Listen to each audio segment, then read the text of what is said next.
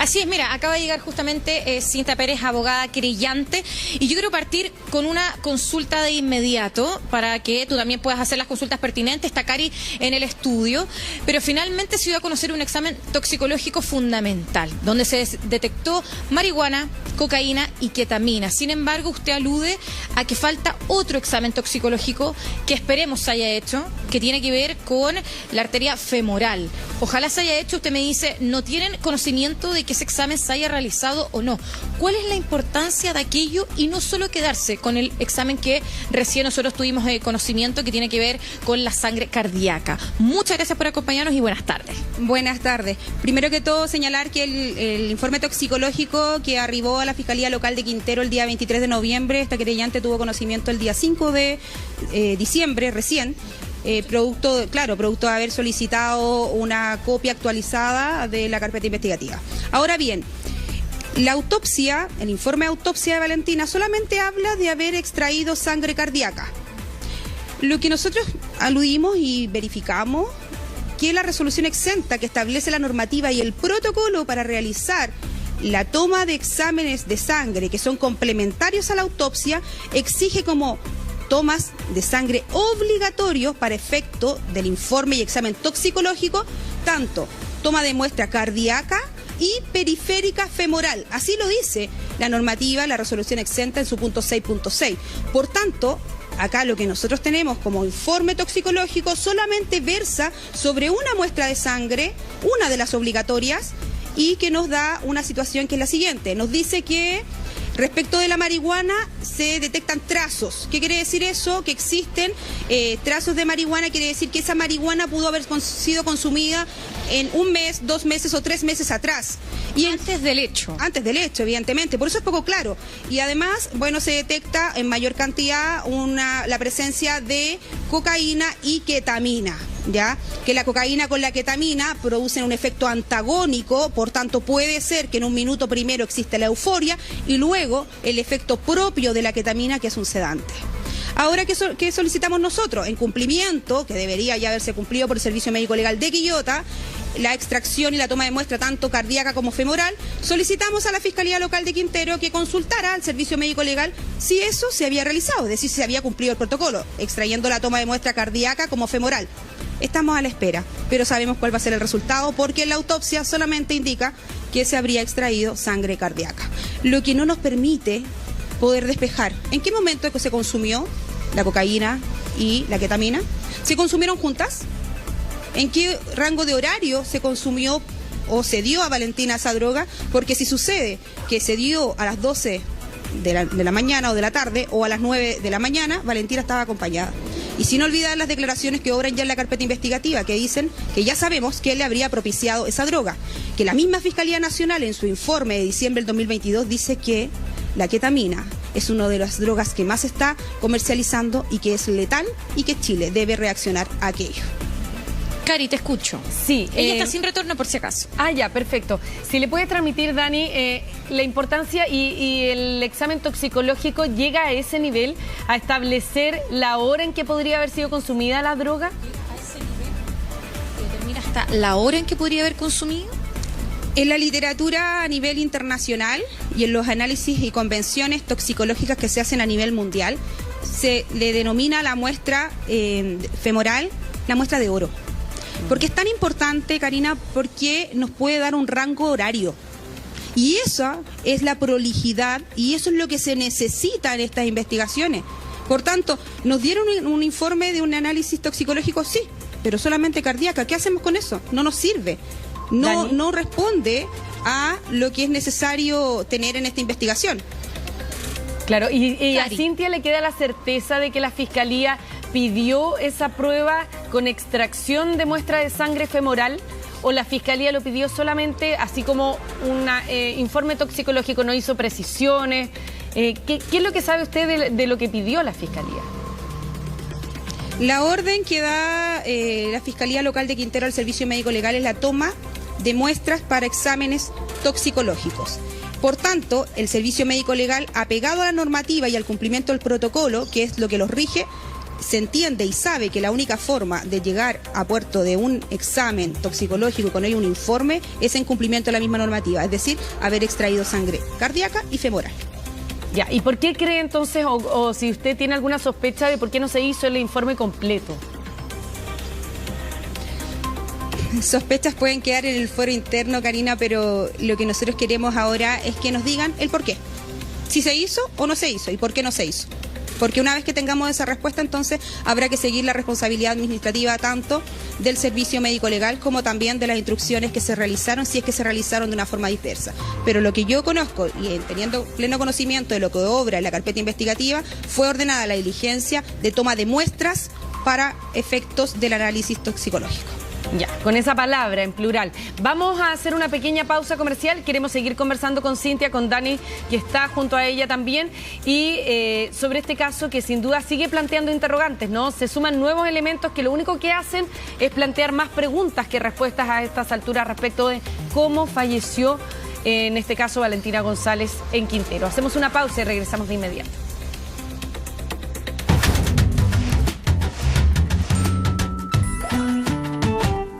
Seguimos aquí en Contigo en Directo en esta tarde de día martes conversando sobre el informe toxicológico que fue entregado en la investigación por la muerte de la abogada Valentina González en un motel en Quintero, ¿no? Este informe arroja, entre otras sustancias, el consumo de marihuana, cocaína y ketamina también. Estamos conversando con Cintia Pérez, su abogada, está Dani Muñoz con ella, y plantear la siguiente interrogante, Dani, Cintia, que tiene que ver con qué tanto puede cambiar este informe toxicológico la hipótesis de la muerte de Valentina.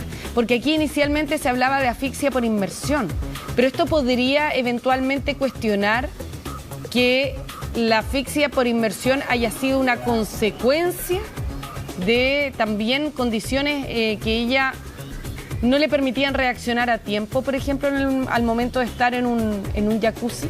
No sé si me explico, Cintia, lo que pregunté. Sí, en derecho nosotros hablamos del iter criminis, es decir, del camino del crimen.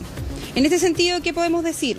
Valentina salió a las 7:30 de un departamento, caminando, manejando, bien, siendo vista por sus amistades, todo bien. Todo cambia cuando se encuentra con este hombre. Según declaraciones, este hombre les había propiciado droga, que inclusive a una de las mujeres que declara le habría dejado inconsciente hasta llegar al motel. ¿Qué nos cambia esto? ¿Qué nos cambia la idea de el resultado preliminar? Porque el mismo día 30 de julio, la brigada de homicidio a cargo del funcionario Martínez Leiva indica que esto habría sido asfixia por sumersión. ¿Cómo llega Valentina al jacuzzi?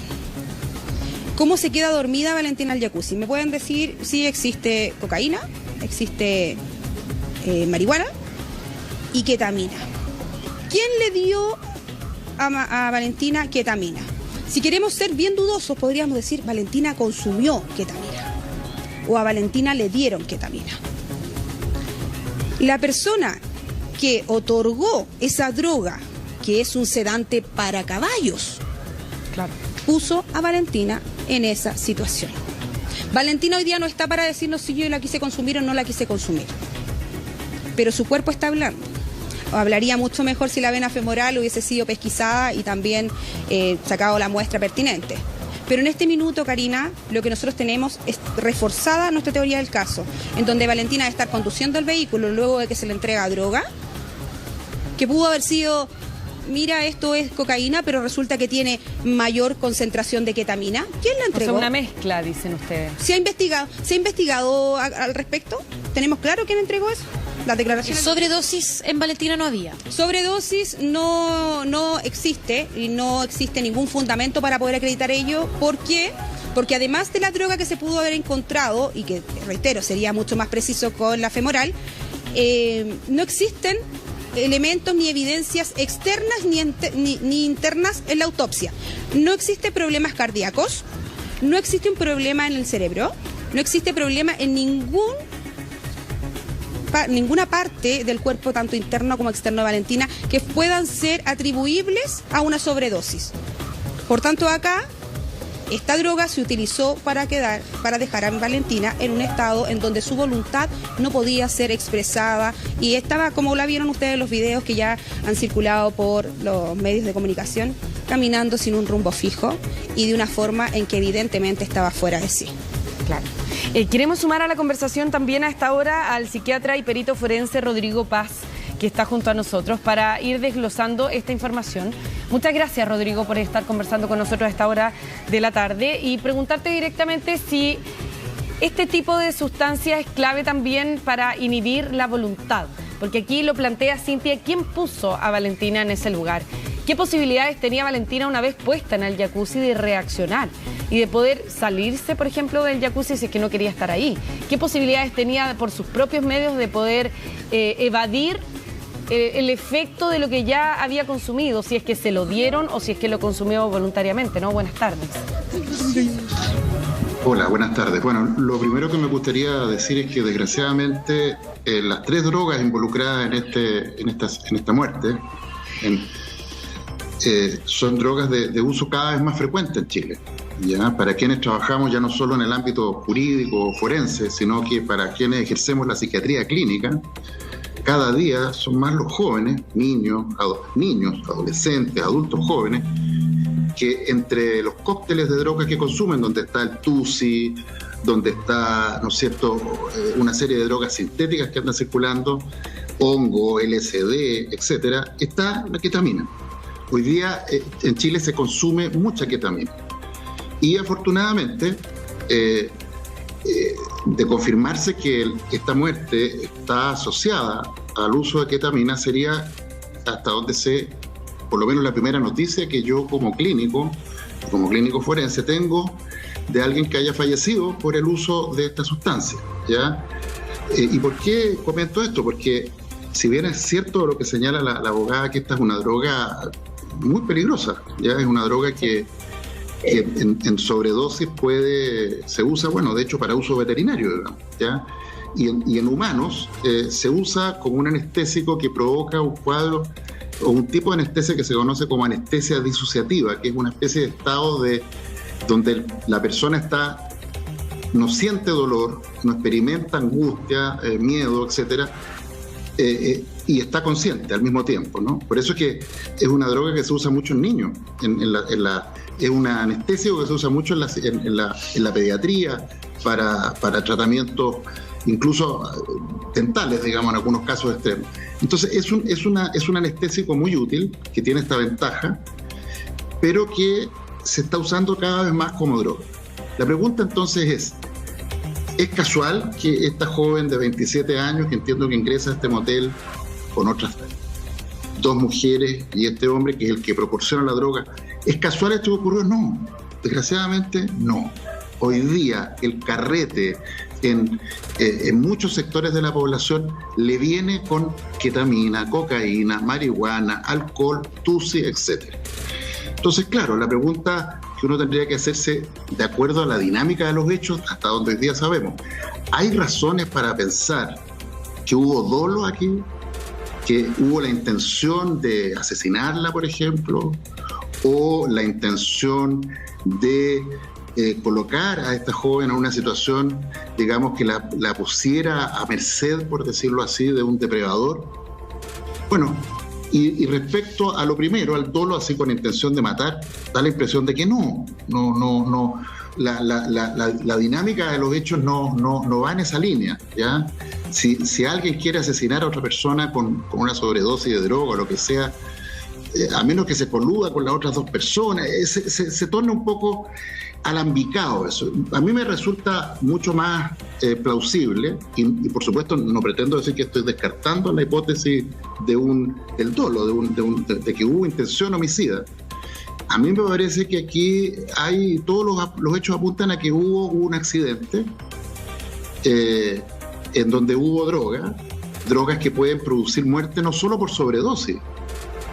Ya, creo que es importante que se considere la posibilidad de las arritmias cardíacas, las muertes por arritmias cardíacas por droga no dejan huella en el corazón, ¿ya? La muerte por arritmia cardíaca es fulminante, una arritmia por torsión de punta asociada a ketamina, cocaína, etcétera, no deja absolutamente ninguna huella en el miocardio, en el tejido cardíaco. Es la clínica la que hace sospechar una muerte súbita. De manera que una posibilidad es que esta joven, estando bañándose, teniendo algún tipo de actividad, haya tenido una arritmia cardíaca y haya muerto. La pregunta que uno se hace, bueno, pero ¿por qué el resto no la socorrió? Sin duda. Esa es una de las grandes... ¿No es cierto? Es la pregunta que uno se hace. Bueno, y una posibilidad es que todos hayan estado tan drogados que simplemente no se hayan dado cuenta a tiempo. Esa es una posibilidad. La otra posibilidad, ¿sí? Sí, hay elementos también que nos va a aportar Cintia. Vamos a hacer una pequeña pausa comercial, pero hay elementos que Cintia también nos va a aportar como para entregar un contexto de en qué momento se produce esto, qué pasa con los demás, porque cuando ella estaba en el jacuzzi, los demás salen por sus propios medios de la habitación, ¿no? Hay diferencias en términos de comportamiento. Vamos a hacer una pausa comercial y regresamos para seguir conversando sobre esto que podría abrir una nueva arista de investigación. Vamos a la pausa y volvemos.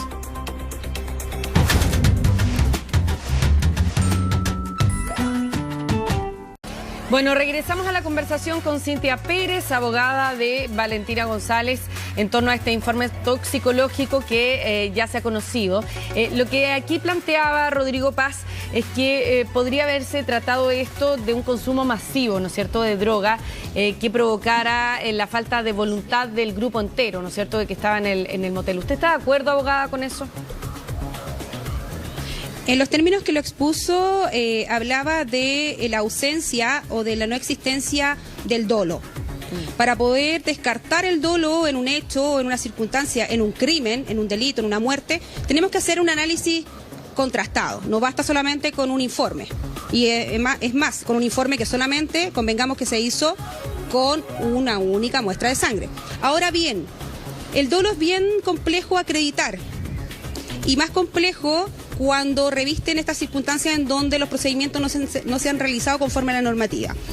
Ahora bien, es mucho más fácil pensar que todos consumieron, que esto fue un accidente, porque pareciera que la vida siempre está llena de muchos accidentes, pero tenemos que también analizar en conjunto, analizar el histológico, analizar la alcoholemia, analizar la cloruremia y analizar un examen toxicológico conforme.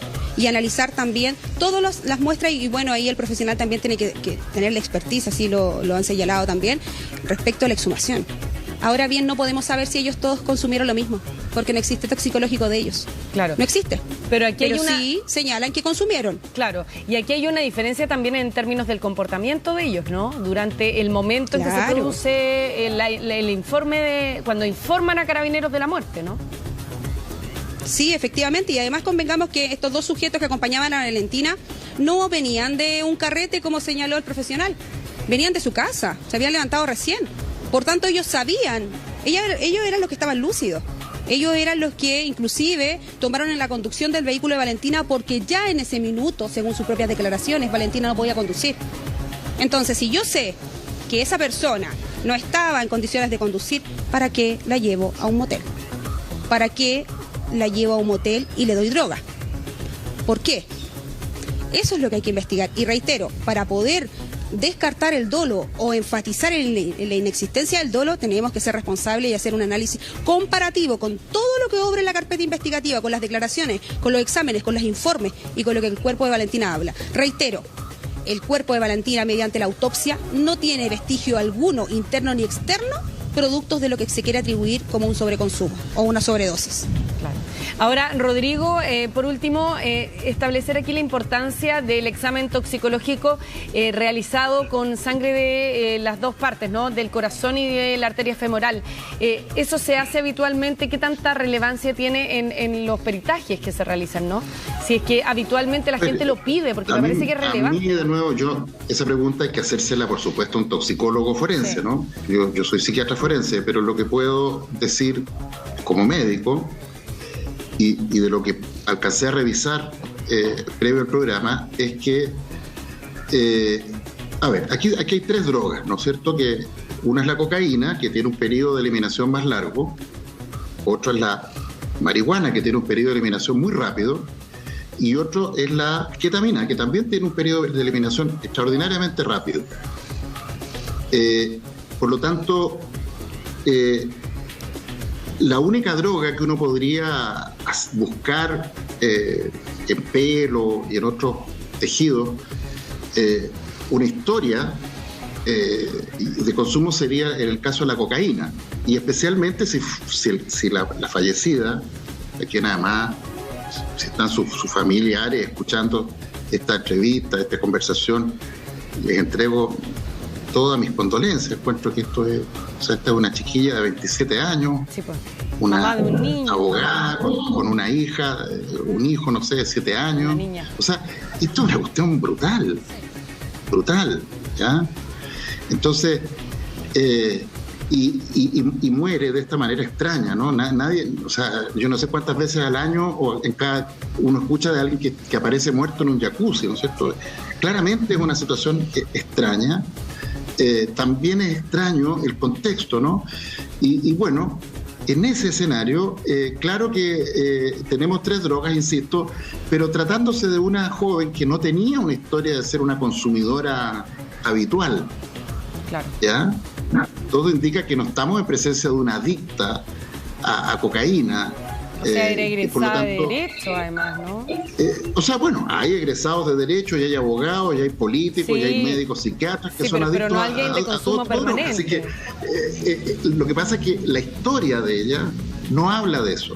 Ya lo que yo pude por lo menos recoger, no tiene ella la historia de una adicta, más bien da la impresión de que se trata de una joven que en un contexto particular se reúne con gente que conocía poco o nada en un carrete, ya en un carrete donde alguien trae droga y donde aparentemente, hasta donde yo pude investigar esto, lo que leí en la prensa, todos consumieron droga. La pregunta entonces es, a ver, ¿va a ser entre la sangre cardíaca y la sangre femoral, va a ser alguna diferencia? Yo creo que no.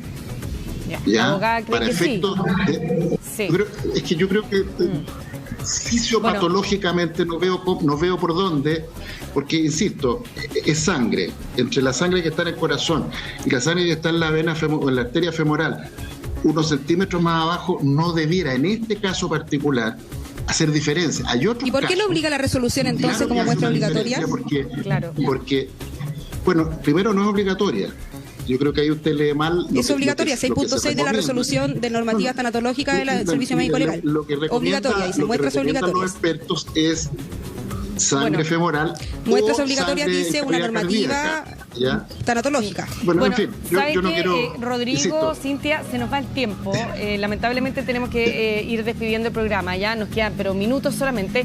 Yo quisiera decir una cosa, chica. Sí, no, pero es que ya no nos queda tiempo. Estamos, lamentablemente, ya encima del tiempo. Solamente dejar establecido que vamos a estar muy pendientes de las explicaciones que se entreguen por parte de la Fiscalía de por qué no se ha pedido la muestra completa, si es que así se solicitó, si es que así lo decretaba también la Fiscalía o el Tribunal en este caso, por qué no se hizo de manera completa como corresponde y por supuesto de los avances que puede haber en este caso con el que hemos hecho además todo el seguimiento como programa del caso de Valentina González. Cintia, muchas gracias, gracias también a Rodrigo y gracias también a Dani Muñoz que está ahí en terreno con Cintia. Muchas gracias, que tengan una buena tarde. Gracias a ustedes.